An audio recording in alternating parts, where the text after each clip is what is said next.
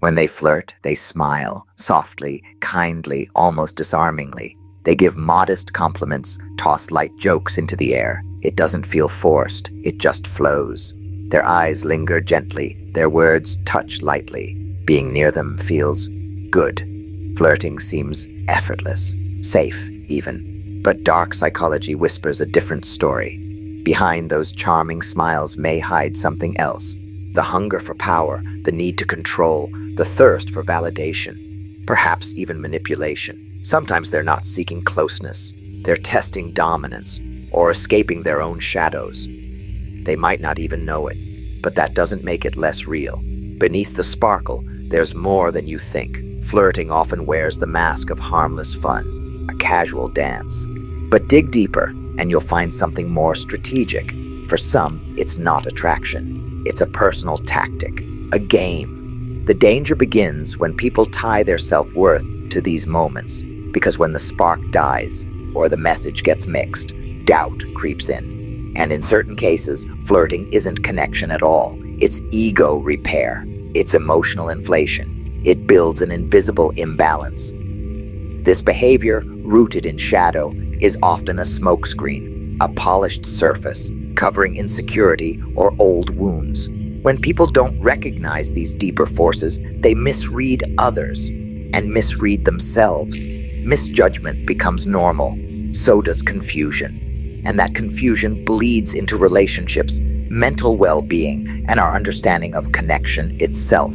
This conversation reveals those hidden layers, because sometimes what looks soft is sharp. What looks playful is purposeful. We're not here to fear flirting, just to see it clearly, to ask, are we doing it with awareness or autopilot? Late 90s, a quiet library in small-town Virginia. I remember two regulars, 20-somethings, calm, gentle, always near the poetry section. Their voices were low, their laughter muted. They shared notes, poems, silence. Back then, I thought, maybe friends, maybe just fellow book lovers. I didn't understand subtle flirting. To me, it looked like movie scenes, obvious, loud, but over time and with deeper knowledge, Jung's shadow, human behavior, I began to see it for what it was. Flirting, disguised as thoughtfulness, charm, wrapped in intellect. Now with sharpened awareness, I see it everywhere. Attention-seeking cloaked as friendliness, approval hunting masked as humor. I can feel it. Energy shifts, voice rhythms, micro-pauses. What once felt mysterious now feels mapped. And with that clarity, everything changed. That memory showed me something real. Flirting doesn't have to be loud. It can be refined. It can be quiet, but it still carries weight. And once you recognize that form, you never miss it again. But awareness brings questions. Why flirt this way at all? Usually it's reassurance, low-risk significance, a moment of visibility. Often it's not about the person across from them. It's about taming the fear within. Invisible, unseen, forgotten. So compliments, teasing, and gaze become methods of self-soothing. Carl Jung called it the shadow, that hidden part, neediness, insecurity, rejection, fear. We bury. But what we bury leaks. And when it leaks through behavior, it often wears charm like camouflage. People flirt not just to bond, but to craft a better story about themselves. I saw it firsthand.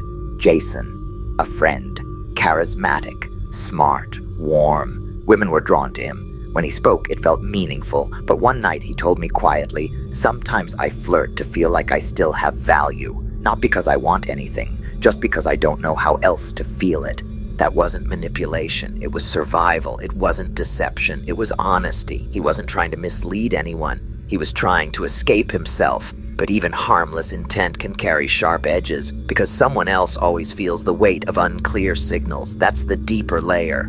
Not all flirting is about attraction. Sometimes it's about unspoken ache. And when you learn to see it, really see it, you can't turn away. So why do people flirt? Why use tactics that feel more psychological than romantic? Why does every room have at least one person who's just a little too smooth? They're charming. Their humor lands. Their compliments are perfectly timed. You feel special. But when you walk away, the doubt hits.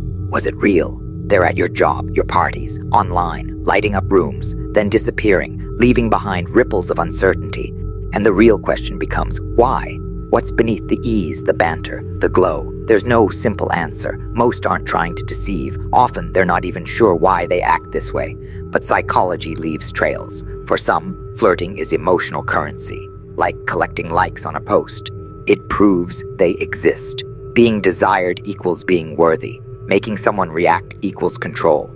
Even if they never want intimacy, attention gives them enough, but only for a moment. And that's the cycle. The moment fades, so they chase another. Flirting becomes instinct. It masks dependency as confidence. Many of them carry invisible wounds. Maybe they were ignored emotionally, or made to believe they had to perform for love, be funny, be cute, be useful. So they learned charm, perfected it, and now it leaks into every interaction. Control becomes the next layer. Flirting gives them the steering wheel. They shape perception, influence tone, keep power. Without seeming forceful, they appear open, but never fully. It's a paradox, closeness with no exposure. Jung's shadow theory comes alive again. The flirtation isn't evil, it's just masked need. It's the hidden self knocking for attention. Is it manipulation? Sometimes, but more often, it's improvisation. They're working with the tools they've always used to keep from feeling lost. That's why it's so common, because wounds are common, and flirting is the acceptable mask, the subtle way people ask, do I still matter? So what do? When someone draws you in but leaves you spinning, pause. Don't label too quickly. Study the pattern. Behind the glow might be someone avoiding their own silence. Not evil, just unhealed, and recognizing that might help you draw better lines, for them and for yourself. Dark psychology and flirtation run parallel. When filtered through shadow, flirting shifts from connection to control. It's not always loud or toxic. It's often subtle, calculated, unconscious. At its heart, dark psychology is about gentle influence for personal gain, and flirting becomes one of its cleanest tools. Some flirt to gain, not to give, to hold emotional power, to elevate themselves socially. It's not about closeness, it's about leverage. And that's what makes it dangerous, because the charm works, it feels good. That's why it stays undetected, but the intent isn't always mutual. It's positional. They manage perception, steer your self-view, and often you're left asking where you stand.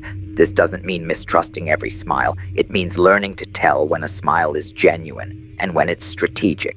So how do you recognize them? They're likable, emotionally aware, engaging, but hard to pin down. You feel special, then unsure. They rarely offer full clarity, just enough warmth to hold you. They avoid specifics, use general praise, mirror your energy without revealing their own. Pay attention to consistency. Do their actions align with their tone? Do they flirt everywhere, or with depth? Most importantly, how do you feel afterward? Grounded or foggy? That haze is your clue. So how do you protect yourself? Start inside. Anchor your worth. Build emotional boundaries. Be aware when someone draws you in but never reveals themselves.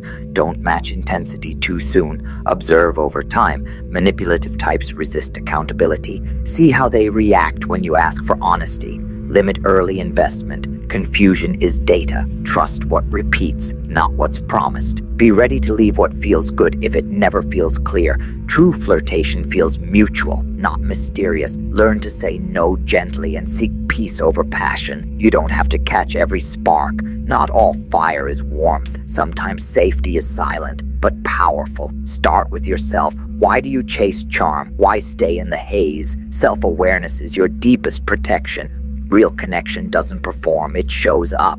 So choose depth over drama. Choose truth over thrill, because you deserve clarity, not confusion, especially when it comes dressed as a smile. If this made you pause, consider subscribing. Quiet learning, deeper insight.